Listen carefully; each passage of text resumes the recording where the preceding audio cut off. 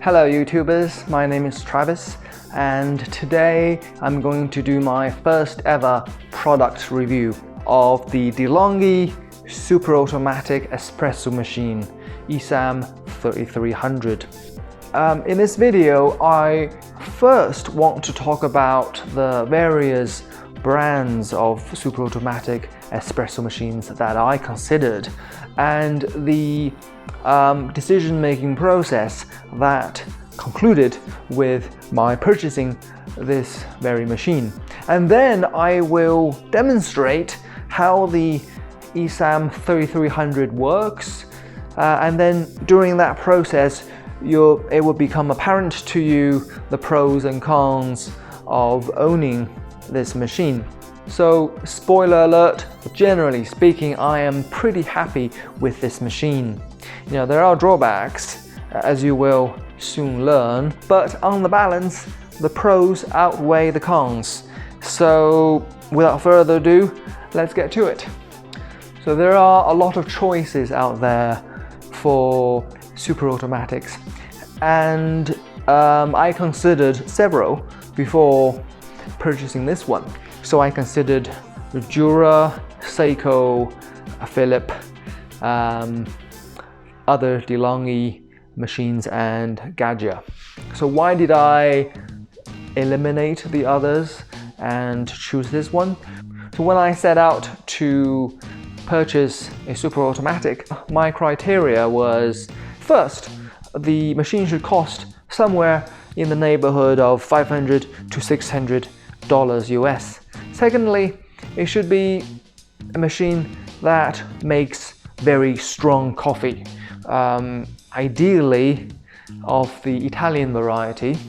And then thirdly, the machine should be dependable and not a machine that breaks down after a few months of heavy use.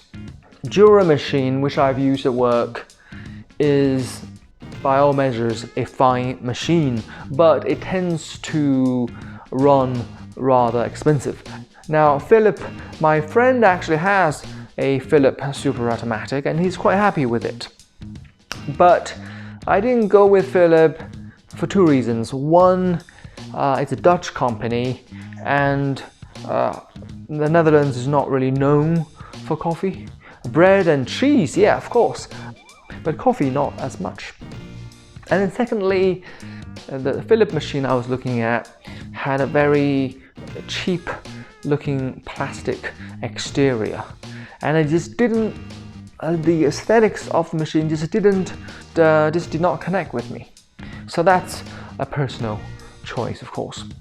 And then Saeco is owned by Philip, and Saeco tends to cost quite a bit more. So at the end of the day, I was left with two brands, Gaggia and Delonghi. Now Gaggia has a really good reputation in the coffee world because it's actually credited for making the first espresso machine for commercial use, and it is a company that is devoted to the making of coffee related contraptions. So that's a big plus in my book. I always like companies that specialize in one thing because mostly they do that one thing pretty well and hence are still in business. And one thing I like about Gaggia is a lot of its machines has a metallic exterior, and they just kind of they have a retro look to them, which really resonates with me. And of course, I always prefer metal over plastic. It just gives the machine kind of a shine. It gives the machine a premium look. But what ultimately drove me away from Gaggia was the reviews that I read. Now I looked at a lot of reviews online, especially Amazon reviews, and I also watched YouTube videos, especially Whole Latte Love videos and Seattle Coffee Gear. I think those two companies do a great job at educating the general public about coffee and coffee machines. In any event, so the reviews I read on Amazon tend to favor the Delonghi. Like even the reviews for Gaggia talk about compare Gaggia to Delonghi, and if my memory serves me, a lot of those reviewers ended up preferring Delonghi over Gaggia. I think mostly due to the reliability issues that Gaggia users tend to experience. Now, I don't know that from personal knowledge, this is all hearsay, but you read those reviews and make an educated decision. And for me, I'm really shy away from anything that would waste time or give me trouble. Dependability for me is a big deal. And by all accounts, this particular model of the Delonghi Super Automatic is very dependable. According to Seattle Coffee Gear, this is a real workhorse. And according to a lot of reviews, this machine can be used for many years, without a major problem. And that really was a big factor in my decision to make this purchase. So in any event, the last 6 months of use has really testified to the dependability of this machine. I actually haven't had any issues with it out of the ordinary. So in terms of dependability, at least so far, fingers crossed, it's been A+. And in terms of consistency, also A+. So this is the on-off button, and I mean, it's pretty self-explanatory. This will give you 1 cup of coffee. This gives you twice the amount. If you press this, it gives you hot water. And then this allows you to dial the amount of water you want in your cup. And this allows you to dial, change the amount of dosage in the cup. That's dose of ground coffee, of course. This is a descaler, and this is for coffee ground, which I've never used. And this one is for steam and hot water. Up here you have the bean hopper. This is where you pour in the coffee beans, and you can change the fineness or coarseness of the grind. This is for pre-ground coffee, which I've never used. And this here is a steam wand. So this is what you use to foam your milk if you want to make yourself a latte or cappuccino. And then lastly, and this here is the water tank. It holds about a gallon of water, and I drink 1 or 2 cups per day. It takes me about a week and a half to go through the entire tank.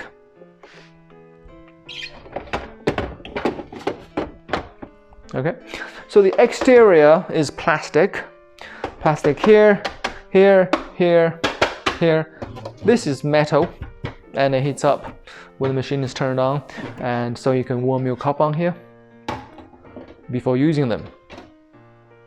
The drip tray, the top part is metallic, which you need to take out once in a while to dispose the coffee ground. This is the brew head, which you can take out pretty easily, and they recommend washing this every week. So it's all pretty easy to take apart and then put back in. All right. And the nice thing is, you get alerts whenever something's awry. Like if there's not enough water in the tank, this bulb will light up. If there's too much disposed ground in the bin, in the inside bin, this bulb will light up. And if it's time for descaling, this bulb will light up. So descaling is something you need to do periodically to keep the tubes inside clean. So the water that you use probably has some trace amounts of calcium which builds up on the inside of the tube. After a while, it starts to restrict the flow of water, which might damage the tubes and other mechanisms inside. So when I first got this, the descaling alert was lighting up like every month. But you can change the regularity of descaling by pressing some combination of these knobs. Everything and more is explained in this handy dandy instruction manual. So how often you need to descale depends on the hardiness of your water. So you actually need to get a special solution to descale. Basically, you pour this into the tank and then press the combination of buttons, and then it starts to descale for you. It takes about 30 minutes. Basically, it runs this corrosive liquid through the tubes in order to get rid of all the buildup. I mean, I haven't experimented with solutions. I've basically just got the one that they recommended. It's the Delonghi brand. Obviously, this is gonna cost you more than the generic brands. Let's boot this up and see how it goes.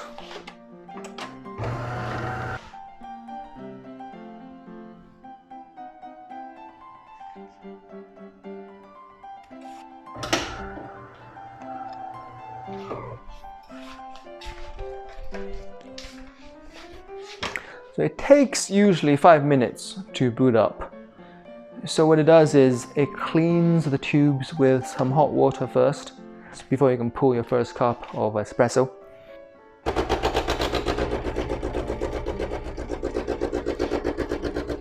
So it's not terribly loud unless you press your ear against the machine, but you know, if you're in another room, you probably hear it very faintly.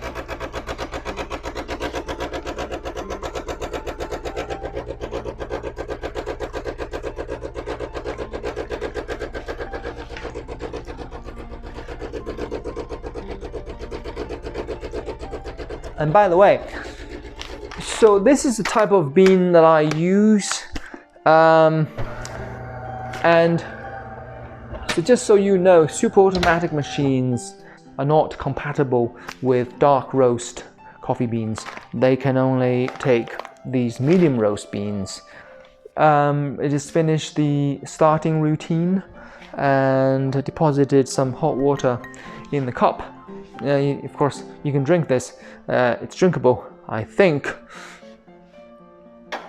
Okay, so now for our first cup of espresso.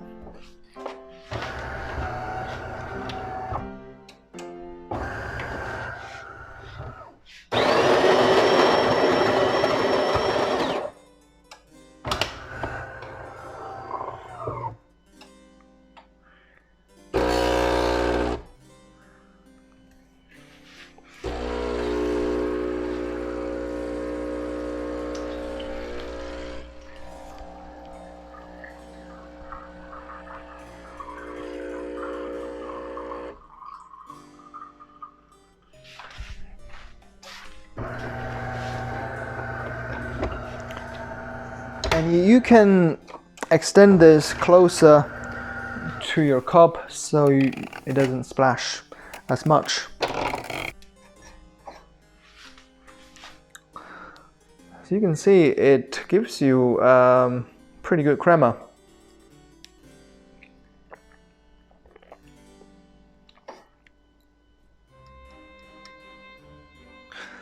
One drawback, I guess it's a drawback for some people, but not for everyone, is that the water is not incredibly hot. Okay, so if you spill it on yourself, you're not gonna get burned. You know, that's good for most people, I think. But for some people who want their coffee really hot, you might not be able to get to that temperature with this machine. I don't know if there's a way to change the temperature of the water that comes out. If you know of a way, please leave a comment below. But so far, that is unknown to me. So right now, about, I would say, 2 minutes after brewing, the temperature is 132 degrees Fahrenheit. So now, let's make a latte or a cappuccino, you know. Alright, so here's another thing about this machine. One thing I wanted to try was to make latte art with it. So far I have failed, and not for lack of trying. So I'm not a barista. I am not trained in the dark art of latte art. You know, I have dabbled in it, and I have succeeded. Very rudimentary latte art in here and there, but I've never done it with this machine. And I think it's because when I steam the milk with this wand, the steamed milk always comes out too soft, too fluffy. So when you pour it into the coffee, it just floats on the surface without going in and then coming out and forming a pattern.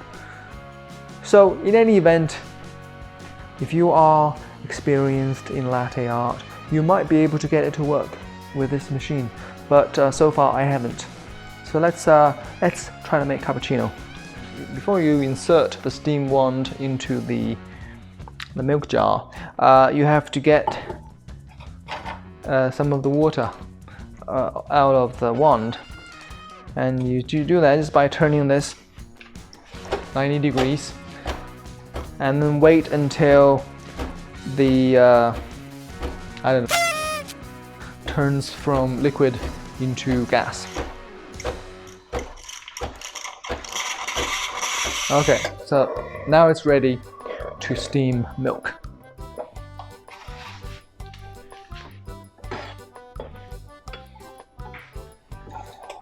It's going to be somewhat loud when you do it.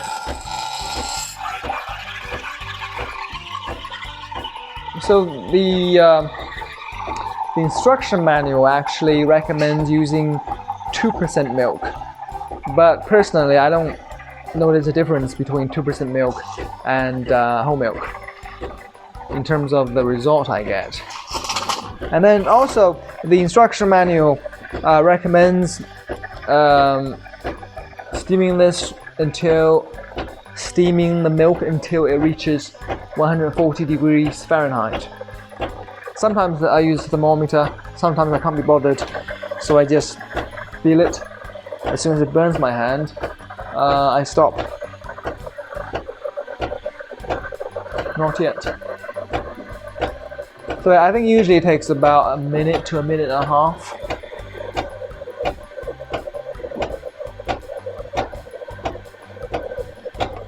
Alright, it's good. Every time after you use this, you should wipe it down right away. And then take it out and rinse it. So I do this just to eject every last drop of milk from the wand, so it doesn't congeal later. So now I've got this milk, and you see it's pretty fluffy, right?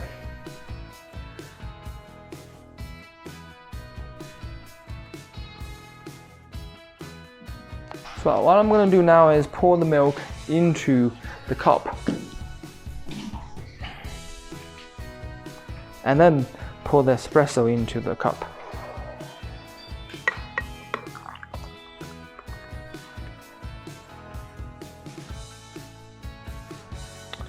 I think that's enough.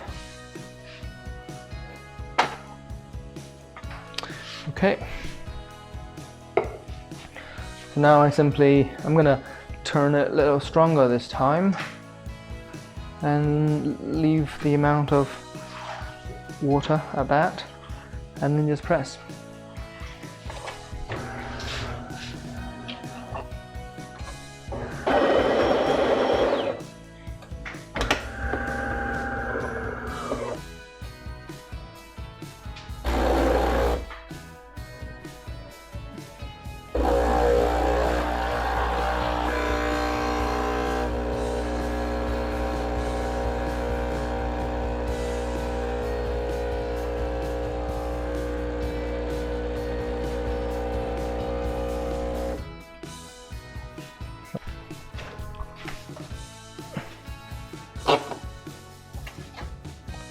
Okay, as you can see, it's quite foamy.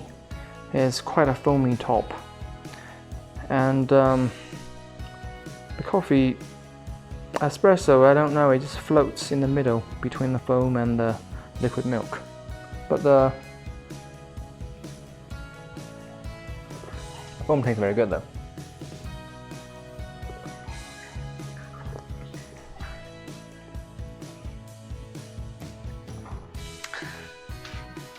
So one drawback for some people, though not me, is that you can't pre-program dosage and or water levels. So every time you want to change the amount of water in your espresso or the dosage of ground in your espresso, you have to do that manually.